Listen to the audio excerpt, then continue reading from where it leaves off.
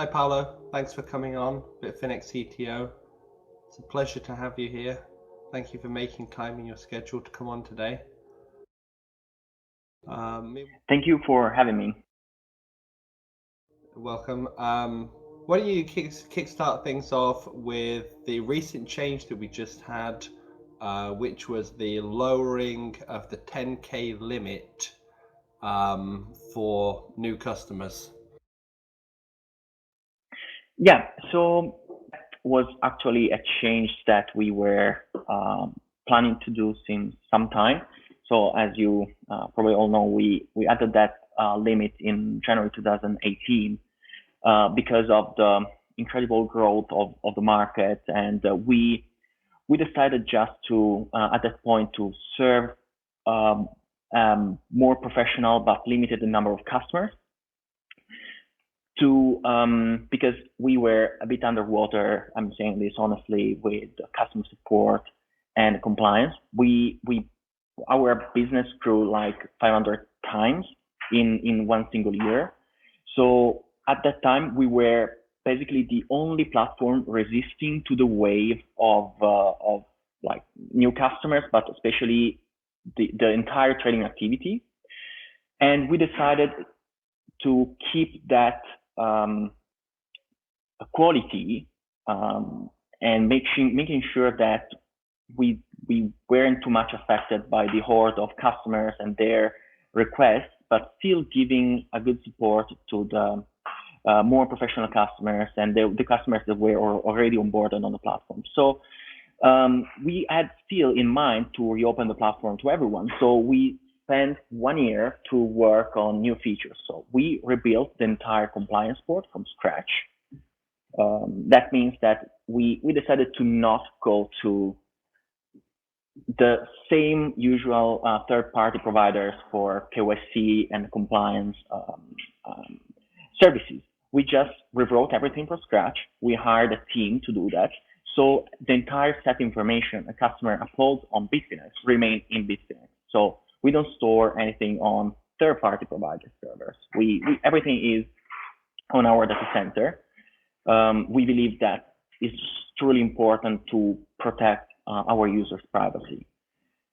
The same happens with the help desk. We could have used any other third-party provider solution. Instead, we went with an open source solution that we hired a team to customize that and make it working and applying basically some changes to make it working perfectly in our environment.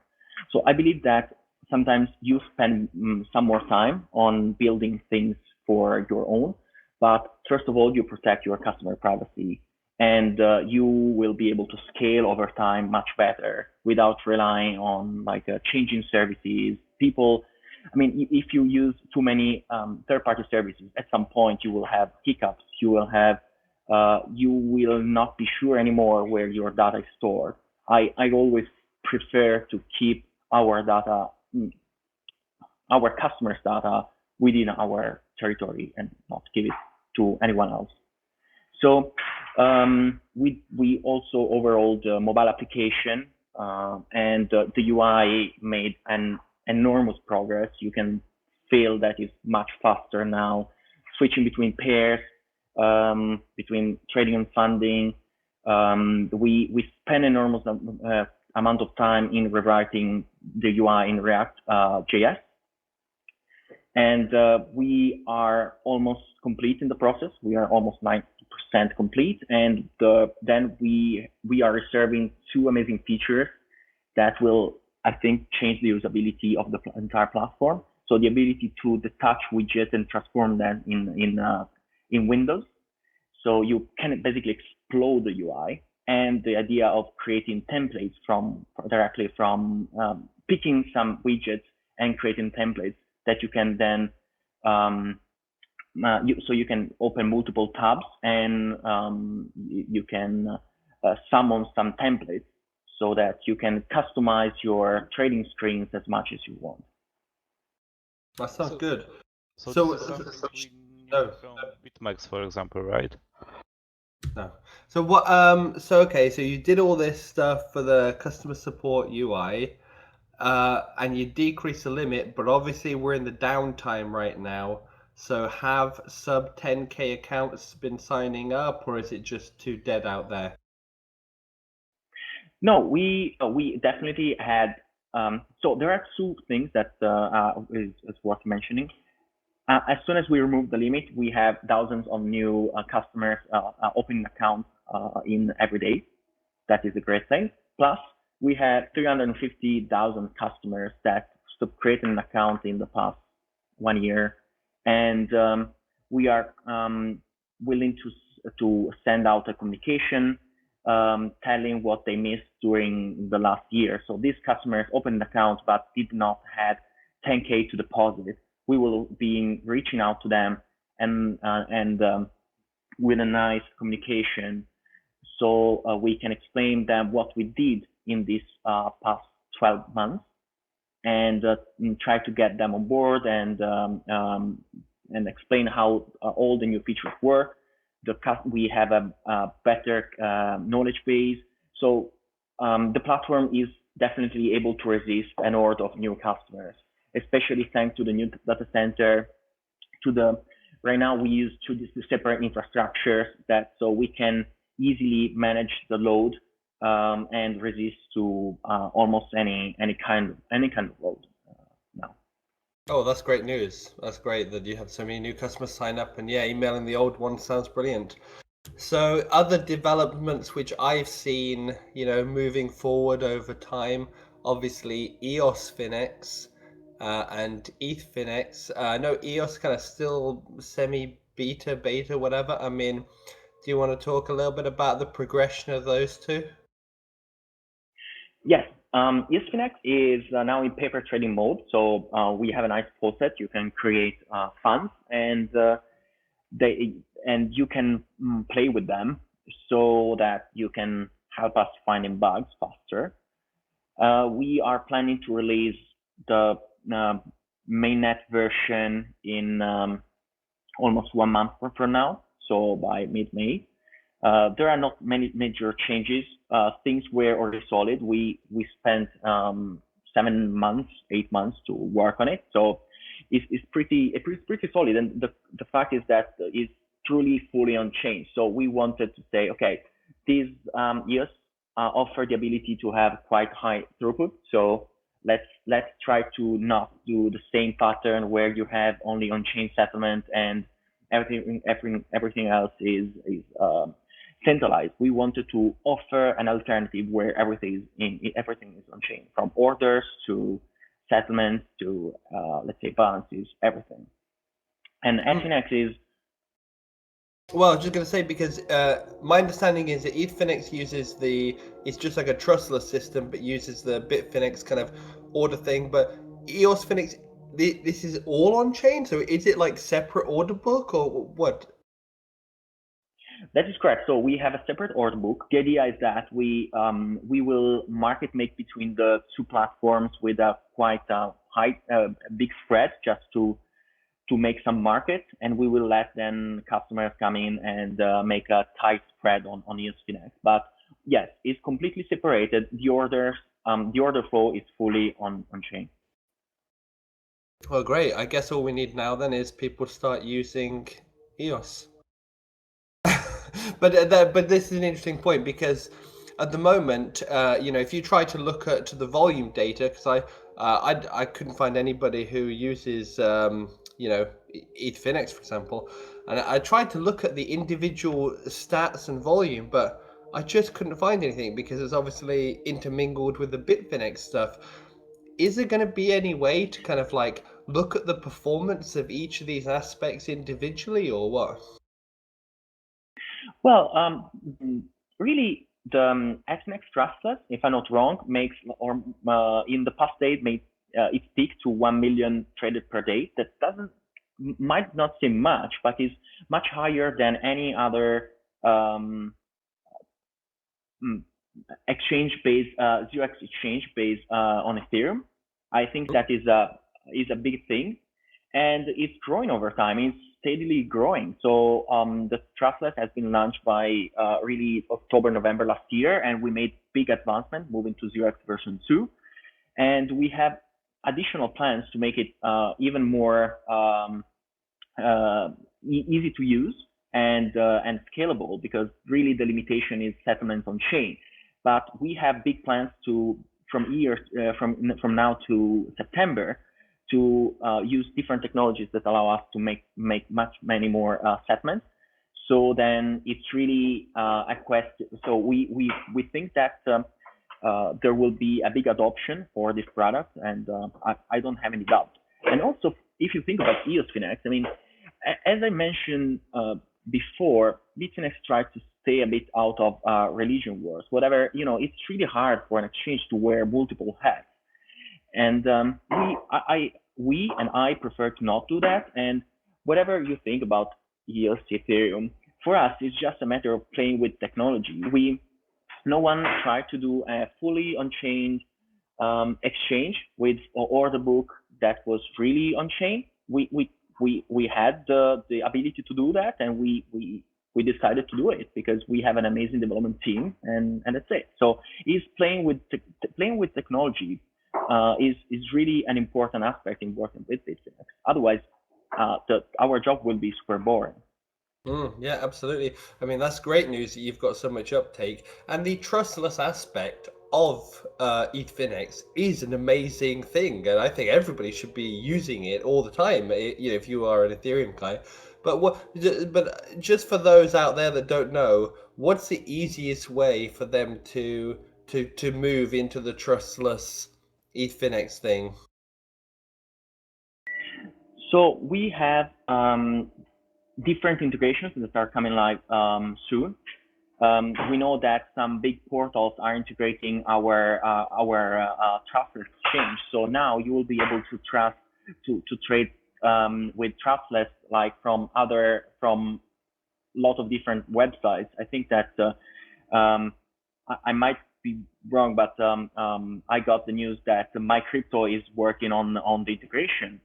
And we are working with a lot of different partners to have seamless integration with trustless. So the idea is that trustless should be like the backbone of liquidity for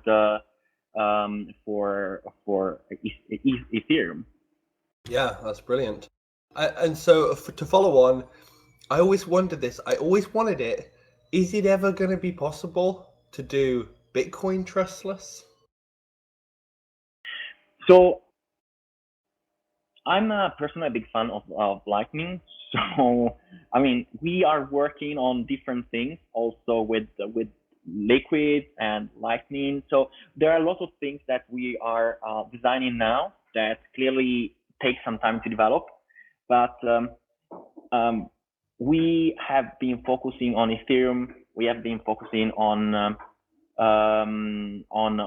EOS, but I mean, Ethereum is really Bitcoin is really the king, right? So we want to invest a lot on Bitcoin, Lightning, and we are working on Liquid sidechain as well because they offer atomic swaps out of the box. So there are so many things that after what we learned from working with Ethereum and EOS, we want to bring the same knowledge. We want to use that knowledge to build something similar and possibly more powerful for Bitcoin itself.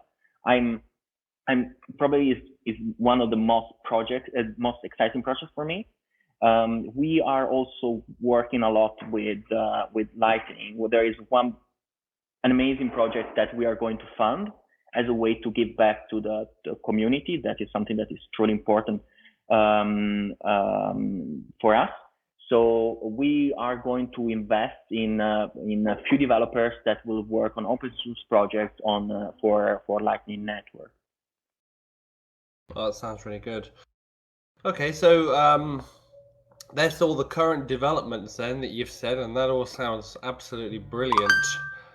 So last time we spoke, we also spoke about Bitcoin futures, and obviously we had the Kraken acquisition of crypto facilities, and so they've got theirs now as well. What is the status on that? Is it?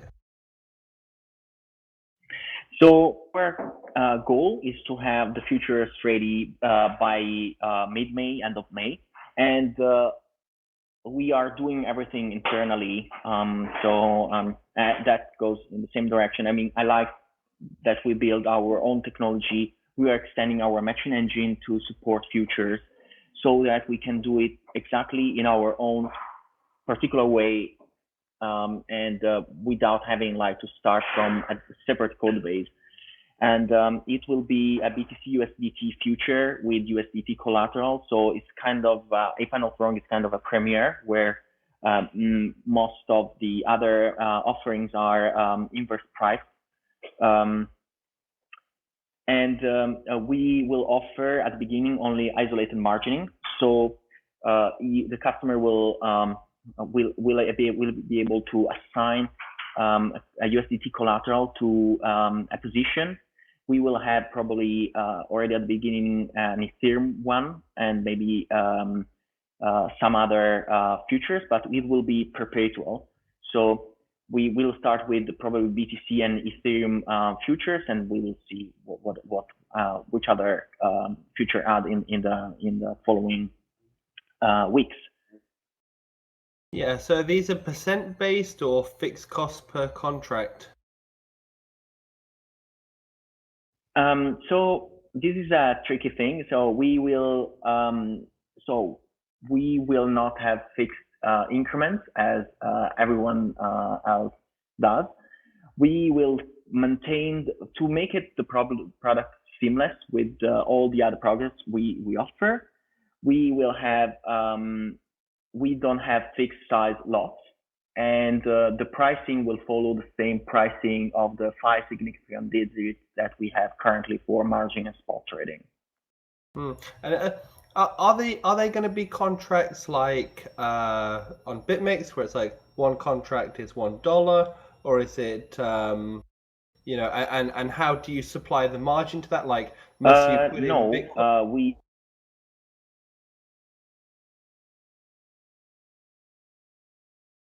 Go ahead.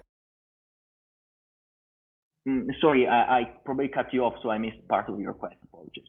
Oh, I was just saying, and the other thing was like, because you can collateralize your margin account on Finex with so many things. I mean, is it a whole nother wallet? Is it like margin, funding, futures?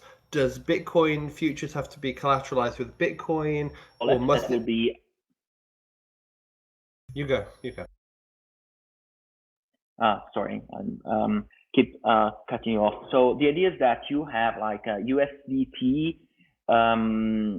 wallet, a new USDT wallet, where you put the collateral of to fund your position. You will be able to assign. So let's say that you put $10,000 into that wallet. Then you open a position. You will be able to assign from not zero, but from the minimum required margin to $10,000 to that position. That will define your leverage, right? So we will only also in this way we can offer isolated margining. If we offer Ethereum and Bitcoin contracts, then they will share the same underlying wallet, USDT wallet, that will be separated from the normal USDT wallet, margin wallet. But the idea is that you can assign collateral to both of your position from the, let's say, from the 10K that you had in your USDT futures wallet. So each position will use only that collateral. So that is the only thing that you will lose if your position gets liquidated. Okay, and what kind of leverage are we talking about available? 100x. Sorry, one question. Are we talking about inverse contracts or quantum contracts, maybe? Not sure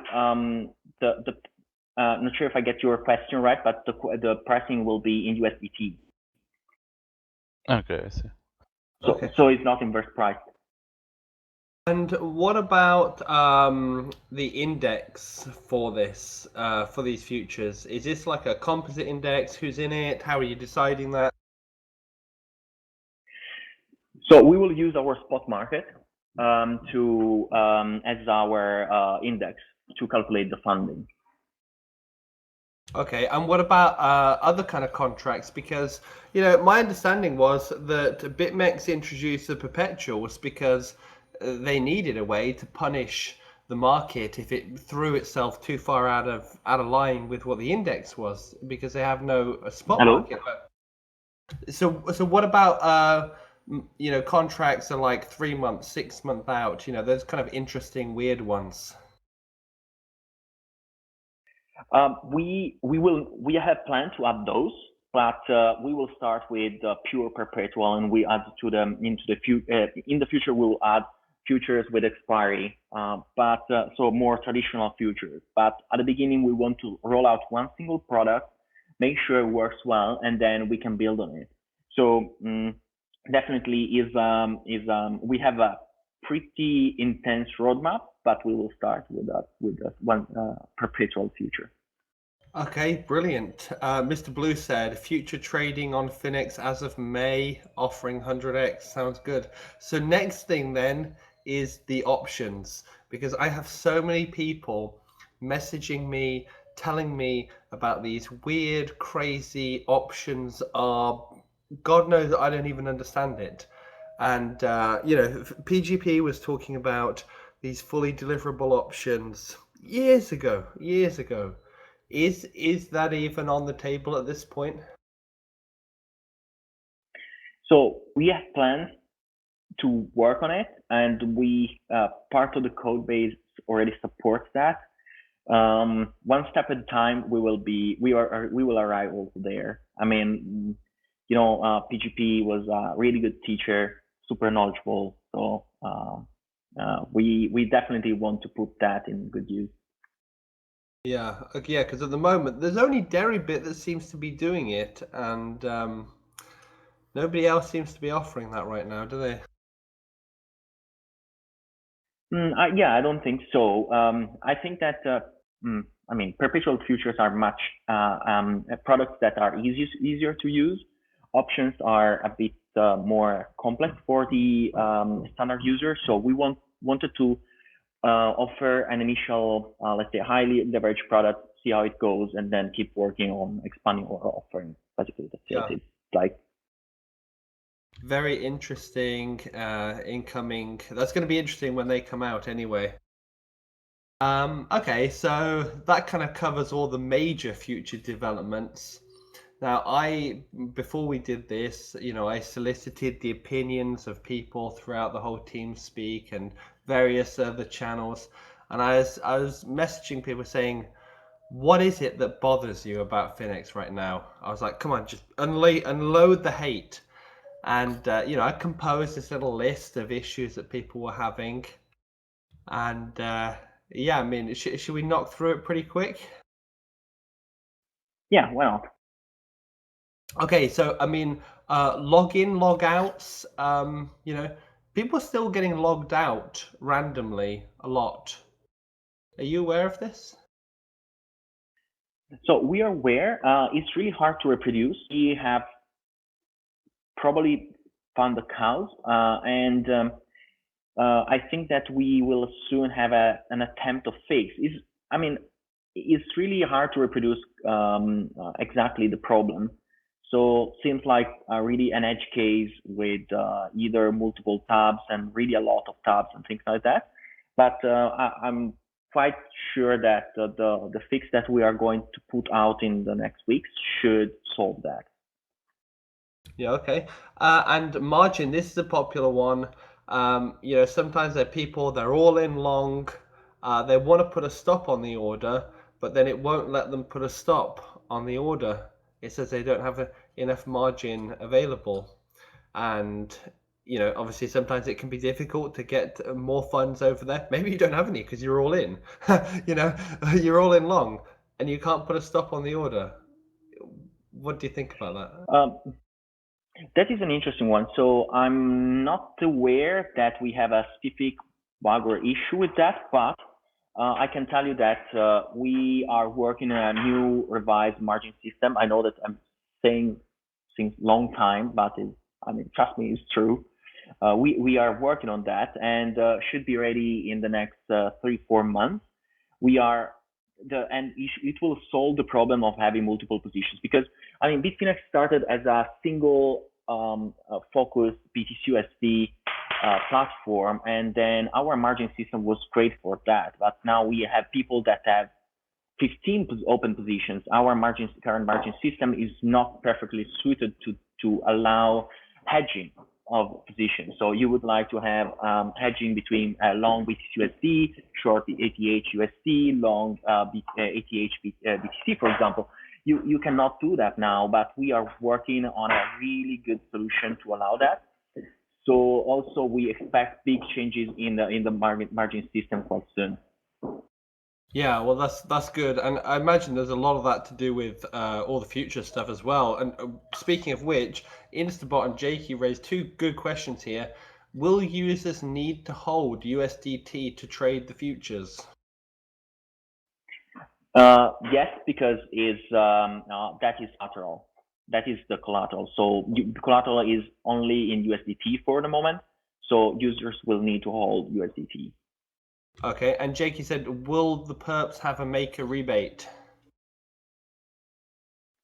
So we will offer a rebate for the maker of 2.5 basis points and fee for the taker of 7.5, as basically all the other platforms offer or allow to. Pepsi says, even better question.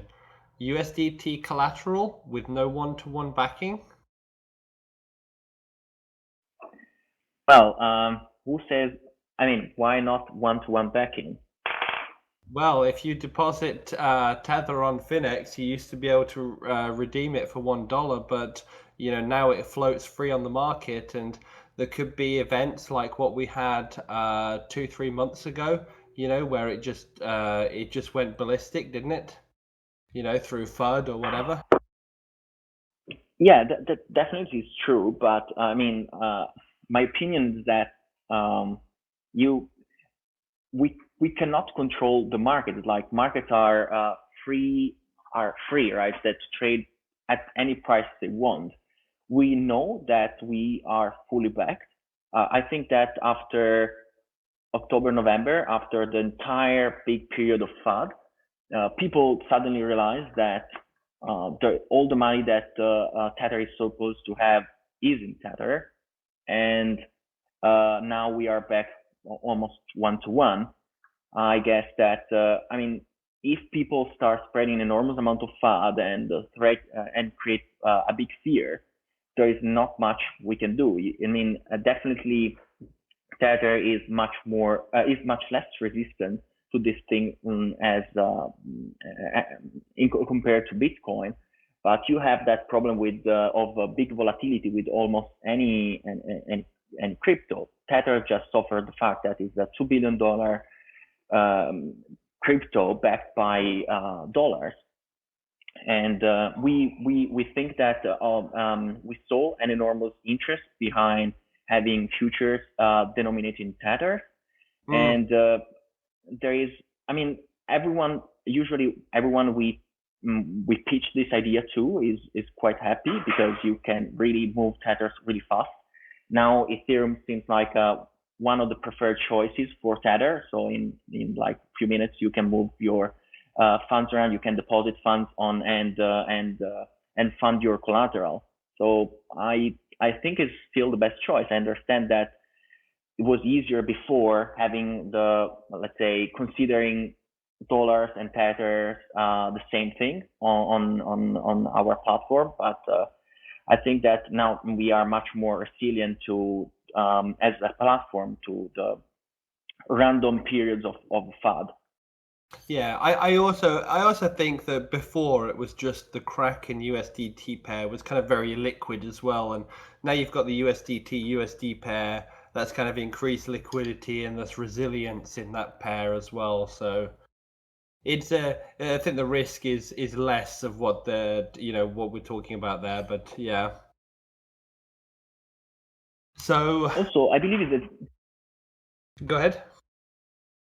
no, I believe that with there is no platform that offer like a stablecoin future. Maybe I'm wrong, but I didn't see any so far.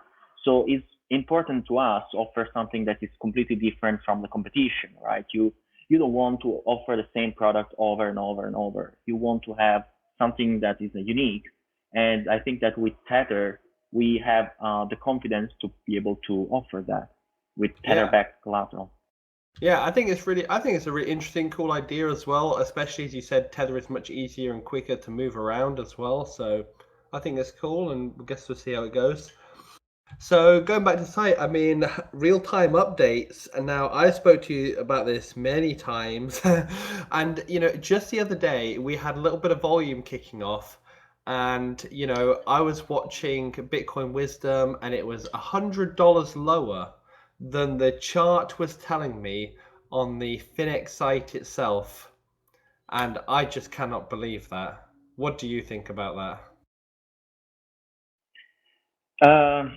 That is definitely something that I need to discuss again with the development team. We decided some time ago to make the change to move towards using the trade feed to as a feed for the let's say the price in TradingView,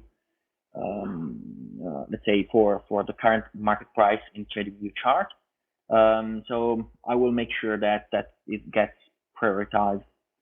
I'm gonna say because that should fix it and make it instant then, because because it's ridiculous, isn't it, that it should be out of sync so bad and so slow. And I'm not sure if I'm supposed to do this, but I saw that there is let's say a quote from me in from Mr. Blue. I don't want to do any like a polemic. It's just saying that I what I meant is not that Tether is not 100% backed. Is that Tether has a free market now on Bitfinex as there is on any other platform, and you can still have one tether for $1 if you go to tether.co. We in this last 1 year we spend a lot of time in redesigning and put back in production the Tether website, so you now can deposit and withdraw Tether from tether.co, and you get the one-to-one there. It's good to be a bit more agnostic. We added also other stable coins, etc. So being not biased is a good exercise for us, and but I completely understand why people are not really happy about it. But in the end, you need to take a decision and see and try to basically be completely agnostic. Tether is clearly our the biggest stable coin. Still, we showed that we could give space to other stable coins, and in the event that, for example, Paxos GSD will become relevant, right now they are not really big. There is not a big market on us, but the moment there will be a big market for them, we will definitely add like BTC Paxos, and we are completely open on that. Thanks, Paolo. Two amazing, lovely questions I like there as well. Big Mike, he said, can you expand your thoughts on Lightning integration with Finex? Because there's a little bit of a teaser there.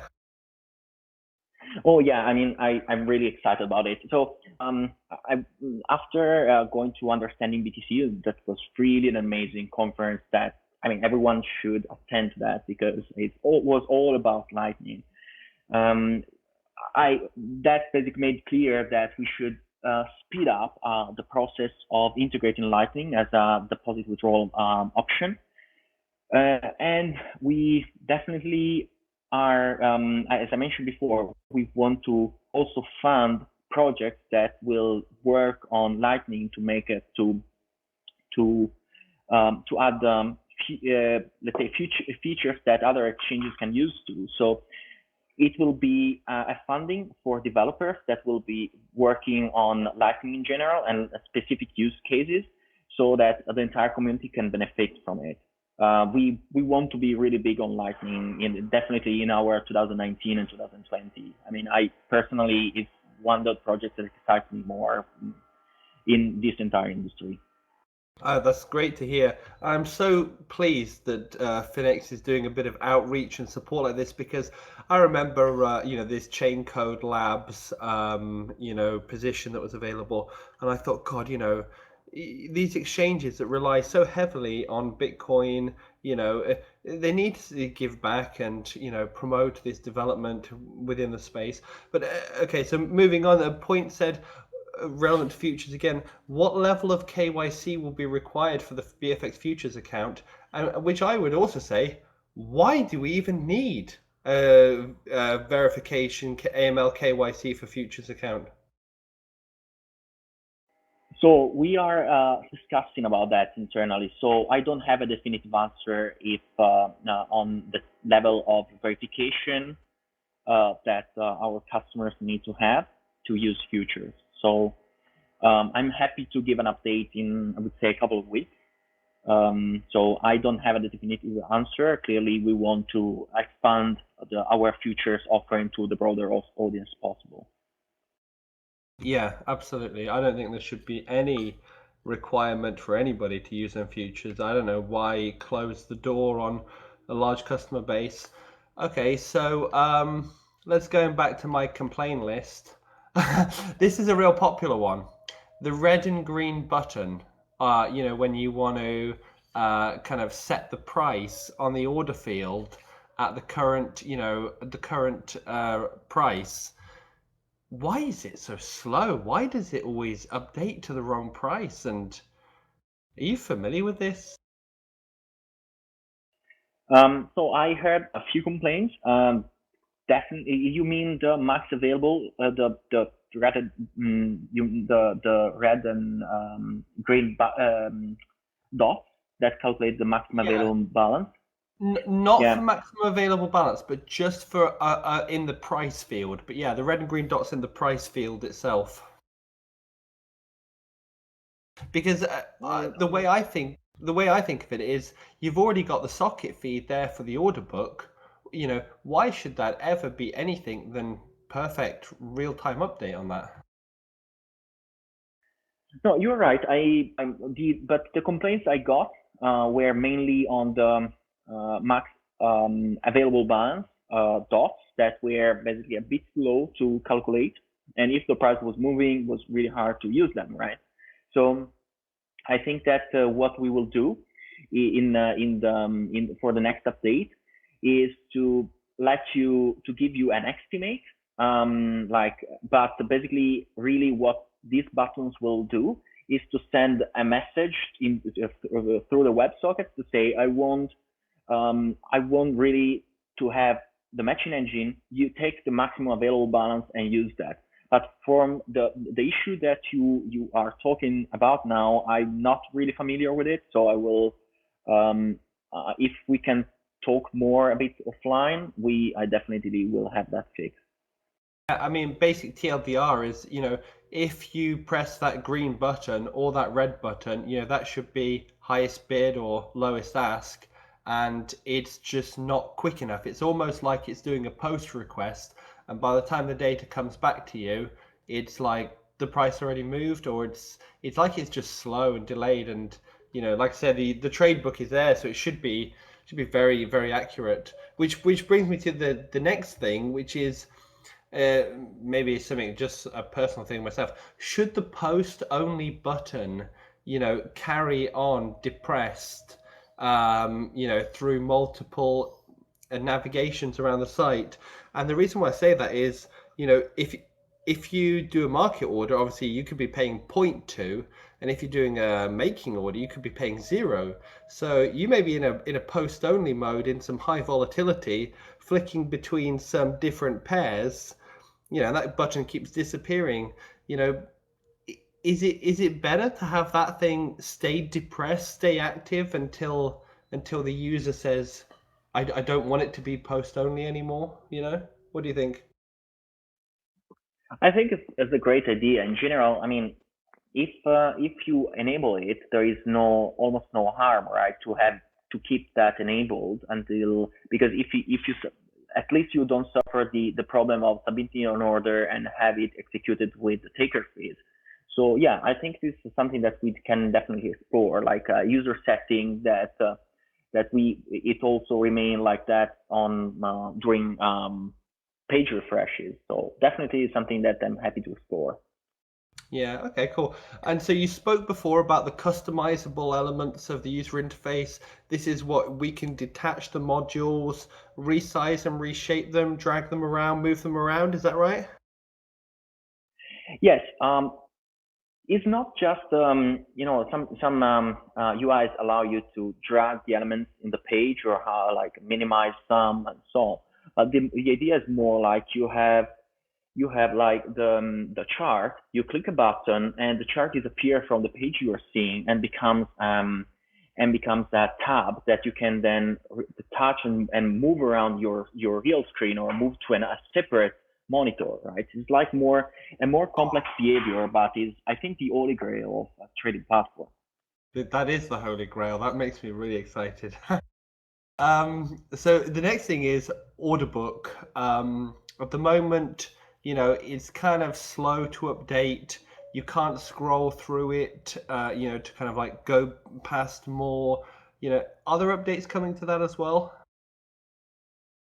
Regarding the order book, so can you elaborate a bit more? So I Well, think the order book is not really slow. Well, say for example, let's take for example the funding order book, because this is the one I notice the most issues on. Firstly, the funding order book might not load. If it does load, okay, that's okay. But what if I need to change the precision? Okay, that's really slow. Changing the precision is really slow. But let's say I change the precision and it's showing quite a fine granularity on the level, but then I can't see much, depth of that fine granularity. But I can't kind of like scroll through it. I can't kind of see more data at that depth unless I then go to the full order book, which is then just like a completely static separate page. Are you familiar with any of these issues users are experiencing? Is there anything going on that side? Really, the funding book, not really. During my day, there are definitely I hear complaints from the users, but not. I mean, the captcha is the thing that is killing me probably. But the regarding the funding book, not really. But I'm happy to review how frequently we push the initial snapshot and then make improvements on that. We don't offer from we offer from the APIs also 100 and 250 order books for funding. We can think to add the same feature to the UI. Is something that usually we didn't, because it puts more stress on the UI itself. So, but I understand what you're saying. We will try to make it a bit better in the next releases. Let me. I'm taking notes. We'll get Yeah, back to the team and see. Yeah, I know people love to, especially when it's high volume and high volatility. People like to have that order book, and they like to just, click $40 higher, click $40 lower, pre-fills the form, boom, boom, boom. So that kind of like accessibility to that data, which at the moment it's well down the bottom below the scroll. Obviously, that's going to be fixed with the UI update whenever that's going to be released. But yeah, it's an important aspect. But yeah, Twitter question, and this has been a long one. This one, when 4-hour time frame option? Time frame option. What do you When mean? when 4-hour aggregation, and I remember mentioning this to you years ago, and I think the reason why people like that 4-hour time frame is because they like to look at 12 hours a bit high, 2 hour, 1 hour a bit low. They like that 4-hour. It's a very standard thing. They like to compare like for like. How did that candle print? Is there any updates on Finex rolling out 4-hour time frame aggregation? So we have 3 hours. I mean, so making 4 hours wouldn't, in my opinion, is a bit tight, but to the 3 hours. But if people want 4 hours, then eventually we will add it. I mean, is just a matter of like recalculating for all the pairs, recalculating the historical candles, and then we should be able to offer that. Yeah, a lot of people are saying delete 3, add 4. I mean, you might as well keep 3 and add 4. But also, Candle's API feed, oh, that is slow. It's slow to push out a new candle, you know? Yeah, we promised after the platform upgrade to improve the speed. We never did, I believe, and that is something that I will take with me, and we will have that fixed. We have the power to support that. Just is we need to tweak a few things to support it. Yeah, indeed, that is my fault. Yeah, I still notice like the truncating of order history and also balances, ledger entries. You know, when you click on the thing, you know, it obviously truncates the data going back however far. I mean, that's still an issue. And honestly, it bothers me because I think to myself, if Facebook can tell me how many people like to comment and all the comments for it for a post X minute, you know, why can't we have the, you know, the full order history? You know, I know it's a logistical nightmare with all the orders, but you know, order history is important because you may go to a ticker that you haven't been on for just a couple of days, but because you've had so many orders going on elsewhere, suddenly you can't see your order history, and you think, shit, where did I sell that thing? You know? Here you go. iPie agrees. Order history is people take a lot of value from that. It's working fine. It's working really good for this year. I was downloading everything for the tax purposes, and it was pain in the ass year ago. But right now you can download everything from with. I know, but we're not talking about downloading it. We're talking about in the actual main page underneath where the position is. Oh, it's the same. It seems a while since that everyone was happy with it. So it seems like now I was wrong. So I will see, because usually you can go now in the main order history, you can go quite far away in the past. And so I will see. I will try to understand what's wrong with it. I mean, but seems good. I think that in my head, I imagine it as like a query to get the last 1,000 orders in order history. And then when you go to that ticker, say BTC Euro, you know, it just filters that current 1,000 order list and pulls up the BTC EUR ones. But if you've been doing a lot of orders, then your order history on BTC EUR maybe you were trading on it just 2 days ago, but because you're doing so many orders elsewhere, suddenly your order history on BTC EUR is gone. Is that how it would work? In theory, it should filter, so we should make another query for if you select a different symbol. So I will check that. What were you going to say, RJ? I can't hear you. It sounds like you're in the toilet.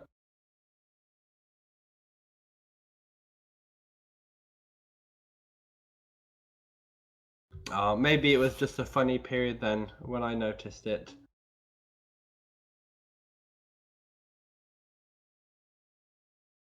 I also noticed that the moving between wallets is way better now, but people were talking in here about very slow to deduct the fees. They're saying even if they have like a negative balance and they move the money in, it kind of doesn't deduct it. It's quite slow to update there. So there are two types of updates. One is, well, the fees can take like a few seconds indeed, and also the settlement can take up to 10 minutes. Like if you have a negative balance because of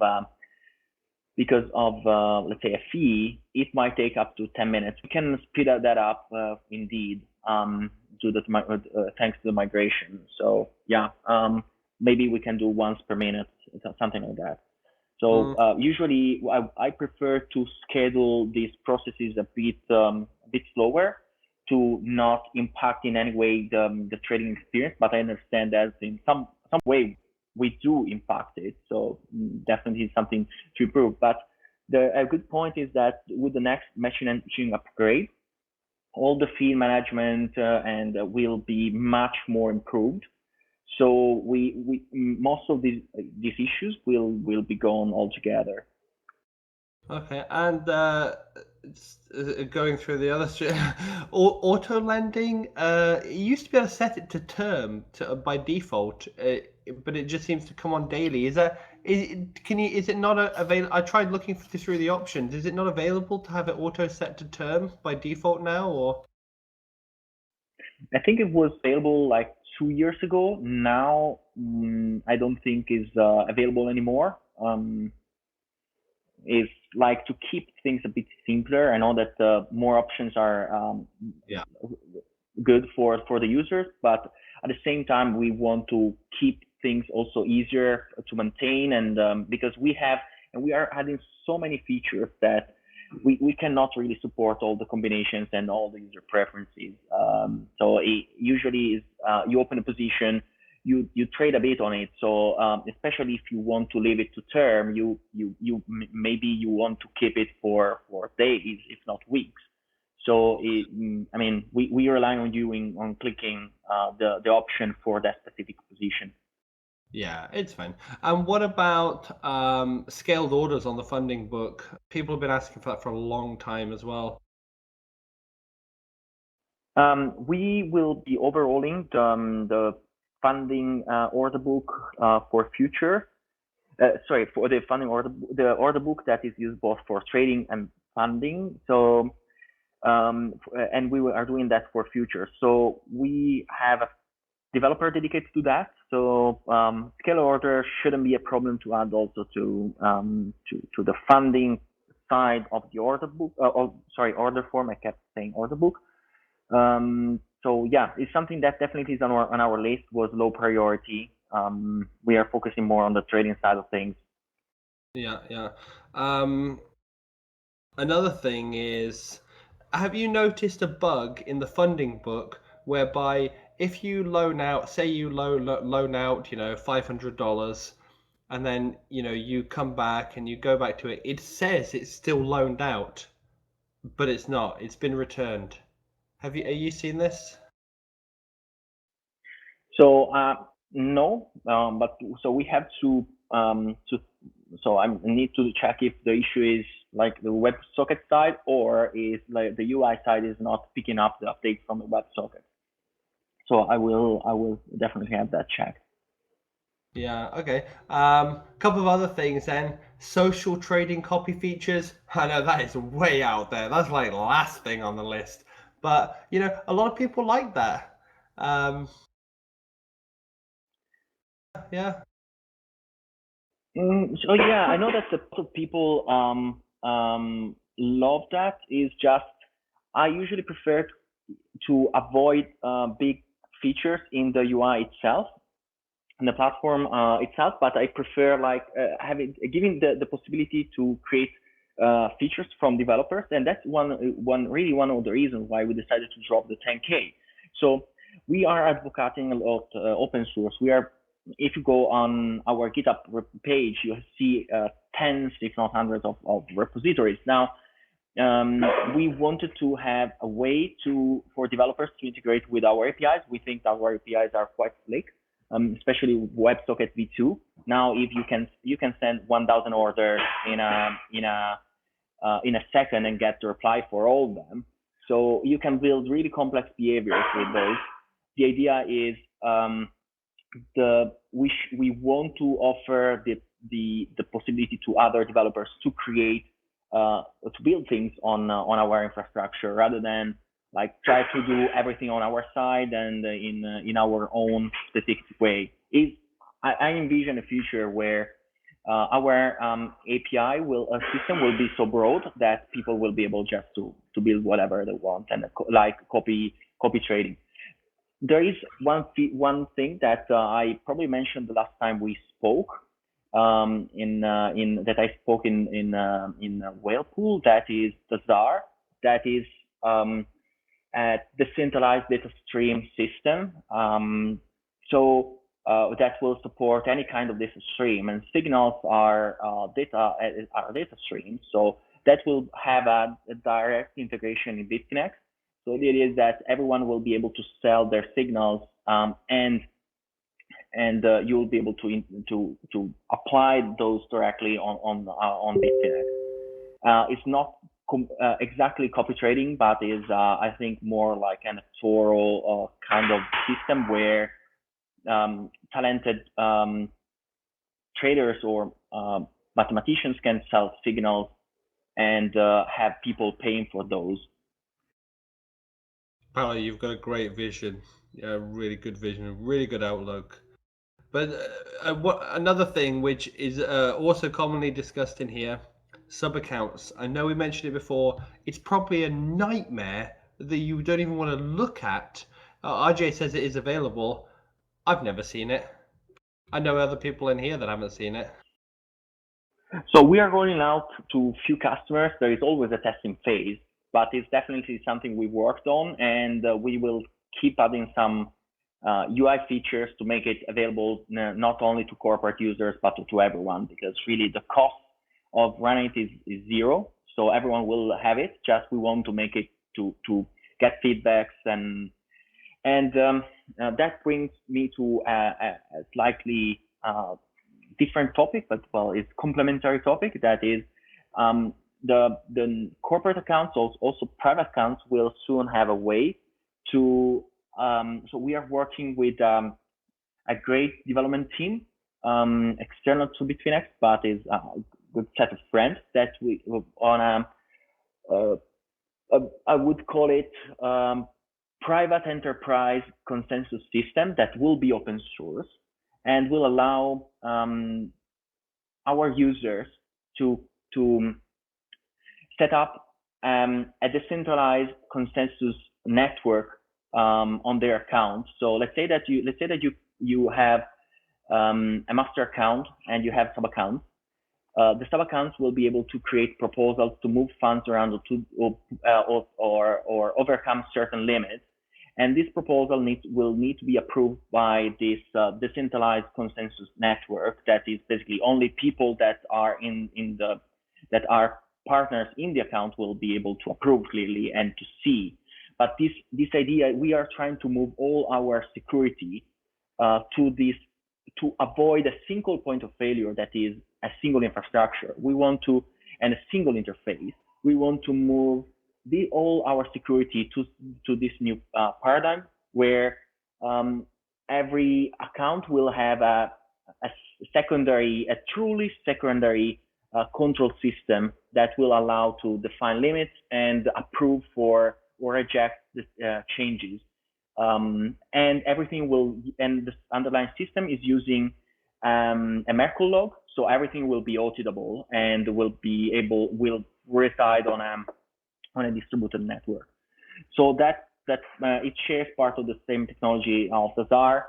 We are working with Hyper Division, that is an amazing technology, an amazing company that's building this technology. Is the core will be open source. So we are doing huge steps in terms of security, decentralization, also when it comes to interacting with our platform. So I'm sorry if I sidetracked, but I was worth to mention when coming to segregated accounts and sub accounts. That sounds really good. I got two more things for you then. First, no one. I have some dollars on the account. Euro funding's going ballistic. I've got to get these dollars into euros. Right now, I got to buy Bitcoin to then sell Bitcoin to get the euros. What do you think? Well, no matter, sometimes it doesn't matter what I think. I think it's more like a compliance issue, like a regulatory thing. So I'm not sure if we can do anything about it. Okay, merchant features. Instabot was in here talking about, this Coinbase, feature of taking, payments and it settles them. And as somebody else before was talking to me about, they were running a poker business and, they couldn't accept credit cards, but they wanted to accept crypto and have it settle into euro. Is any ideas like that floating around out there? Definitely, that is one of so merchant tools is something that is interesting.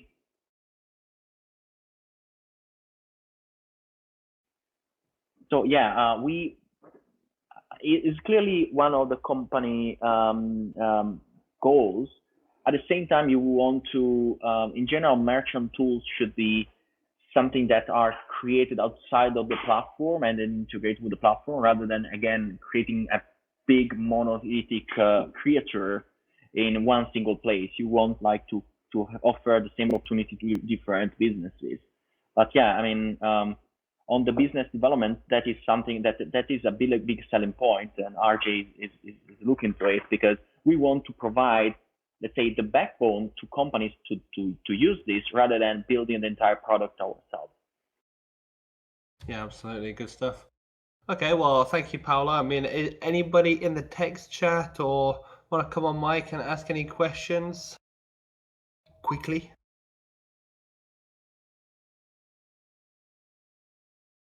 Yeah. Yes, that is. So sentiment integration is a great thing. We definitely started thinking to it a while ago.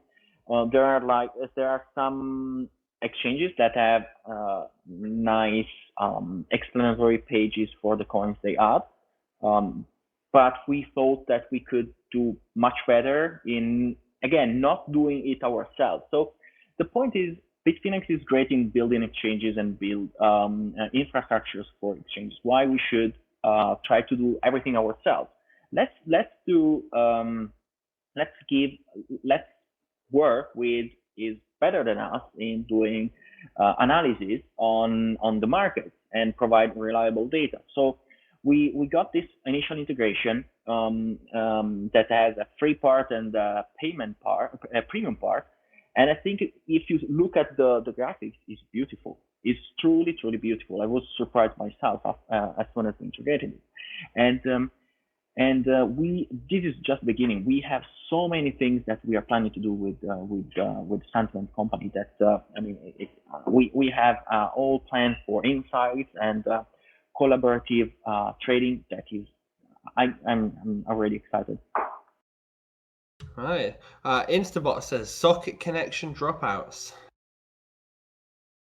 I think I got a few complaints in the last couple of weeks about it. We have been looking a lot on our side, and we couldn't really find the cause in our data center or on the AWS servers that we still have. But definitely it's something that we will put a lot of effort to try to find the culprit in the next days, because I understand it's super annoying and we don't want our user experience in that. So it's in top priority to fix it. Yeah, I mean, that definitely is a thing. I think since I would say just the last couple of weeks, I've been noticing it a lot. Bear Pig says, any further plans? Any further plans on doing further Finex hackathons? If so, comments on countries. Which also makes me think, there's so many. Finex has so many events going on now. I almost feel like Finex needs like a calendar or something on the website. Hey, we're in this country, this, all the events going on, Well, that is definitely something that RJ and I will look into it, because we want to have a really collaborative event. And it's amazing to find and meet traders there that trade on us and give amazing ideas. So I think that we will have soon another hackathon. We are trying to understand which will be the main topic, because we have so many projects going on that we might want to look into the czar, for example, and or like a honey framework. I mean, we will offer grants for Honey Framework development, further development, because it's one of the most interesting and less used tools ever. I mean, if you and we need to invest more time and more resources on it.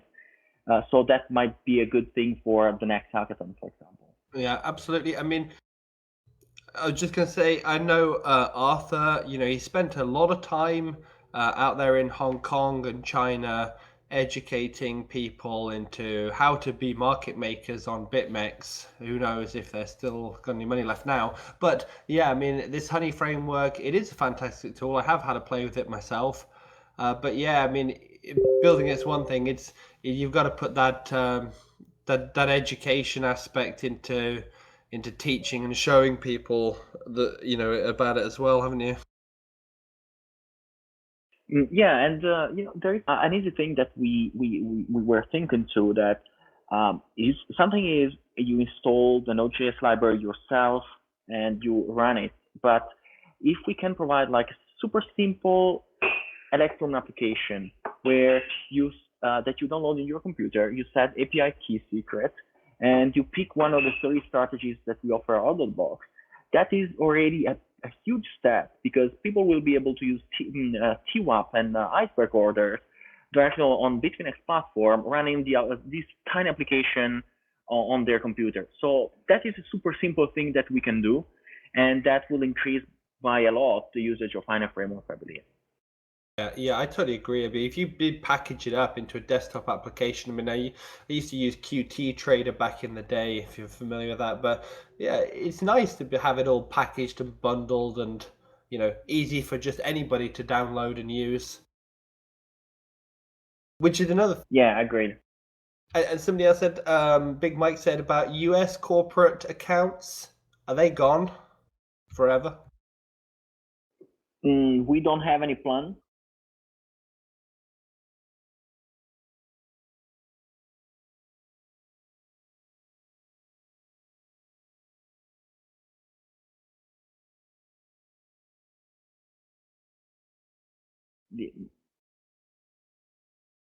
I think that they are, you're referring to DCPs, right?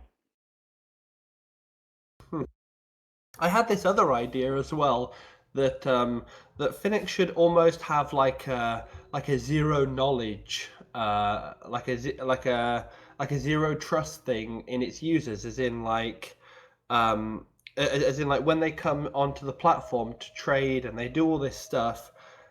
It's like when they leave and they say, okay, I'm gonna just delete my account.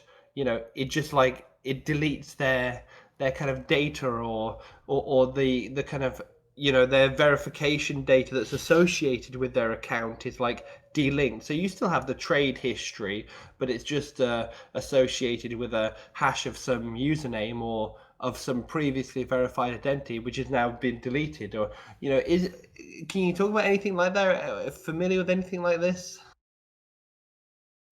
Not really. It's really an interesting concept. We always need to work on a balance between regulations and helping keeping our users' privacy. So that is definitely a tricky thing. Lovely. Okay, well, anybody else got any questions now, or forever hold your peace? Paolo's a busy man, and we do not want to hold him up. No, they're silent. Well, thank you, Paolo. Thank you for answering everything and giving us a brilliant insight into all that's going on over there. Thank you, everyone. Thank you very much for having me here again, and hopefully we speak soon again. Have a good day. Yes, thank you very much, Paolo. Have a nice day. Bye-bye. Fantastic. Okay. Yeah, now that You you can- can hear me. You cannot beat having that kind of insight.